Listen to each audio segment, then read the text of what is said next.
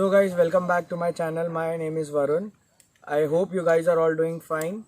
So in my previous video we had seen what all modifications I had done in my bike, and in this video we are going to talk about the pros of buying Royal Enfield Electra 350 and why exactly you should buy it. So this total whole video is going to be into two parts. One is the pros of buying it and the other one is cons of buying it. So first let's talk about the pros.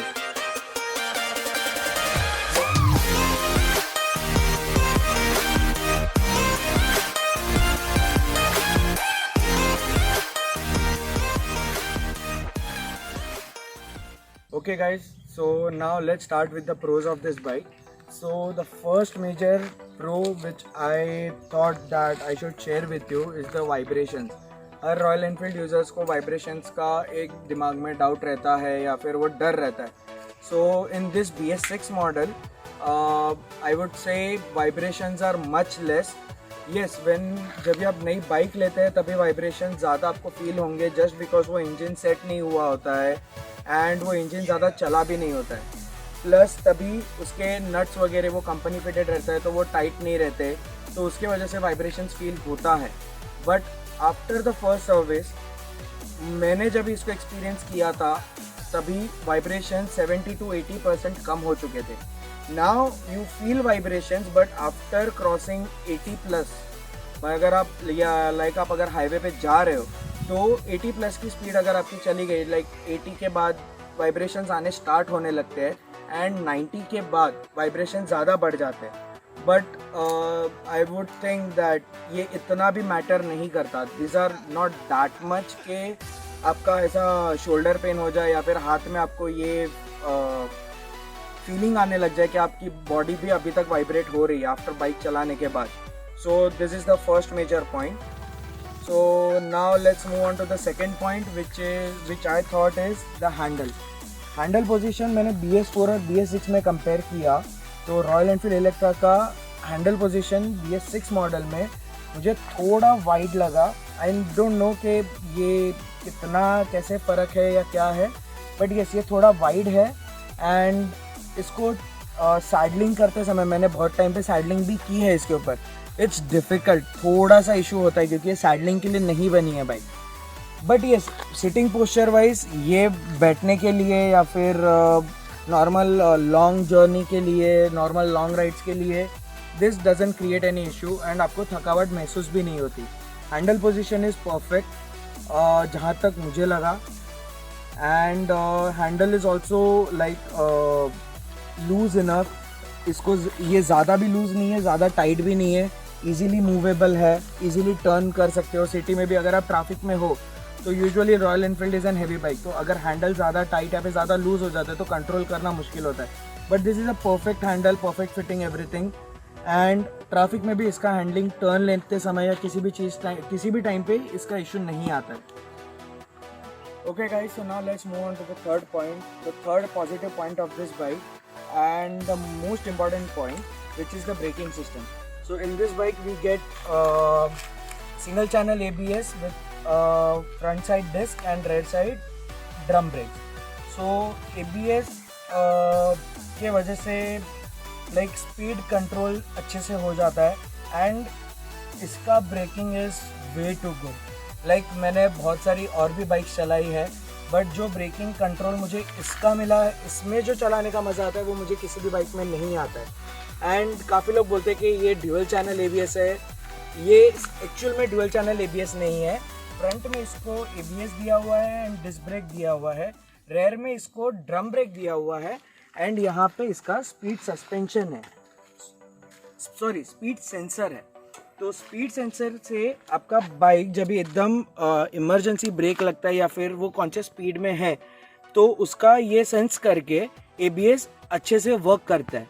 Guys, this is all about the braking system and which I think is the most positive thing in the bike and the most positive point. इसका break बहुत अच्छे से काम करता है highway पे, traffic पे, city में. एंड इमरजेंसी ब्रेक के टाइम पे भी इसमें कॉन्फिडेंस रहता है ब्रेक लगाने के लिए. ये जल्दी स्किड नहीं होती है bike due to its heaviness and its bulkiness. So now move on to the next point, the fourth point which I think बहुत लोगों को पसंद नहीं आएगा, बट पर्टिकुलरली मेरे लिए बहुत ज़्यादा प्लस पॉइंट है, which is the spoke wheels.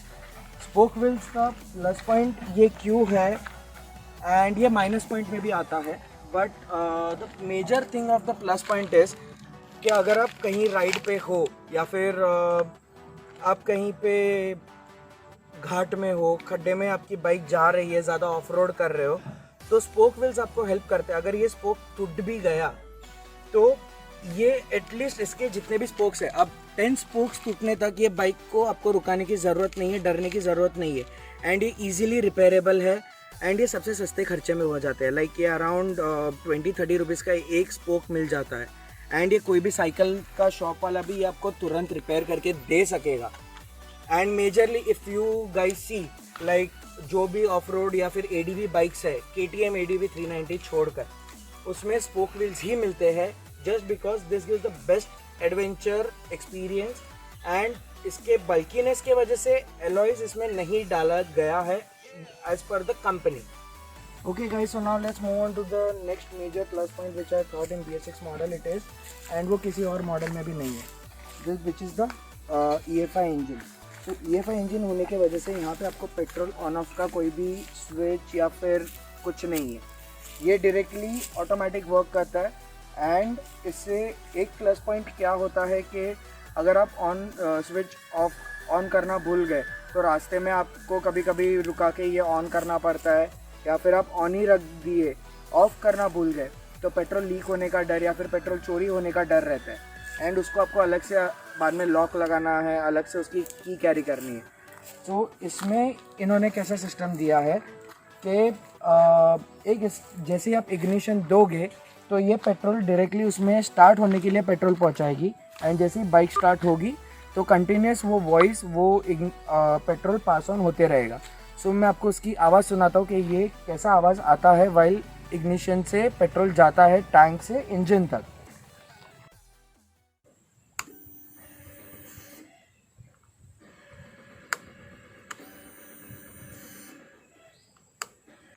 So you can hear it once again. I'll play it for you. इससे आपका पेट्रोल इंजन तक पहुंचा एंड देन आपकी बाइक स्टार्ट होगी.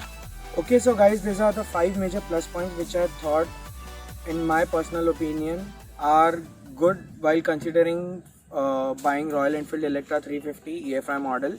And even you can consider it and note it down. जब भी आप showroom में बाइक देखने जाओगे तो you can keep in mind these are the points. And या so the second part of this video is also going to come, जिसमें I'll be showing you the negative points of this bike which I thought I should also share with you. So yeah, then please subscribe to my channel, do like this video and press the bell icon to never miss that update. And see you guys till then. Take care. Bye bye. Have a good day.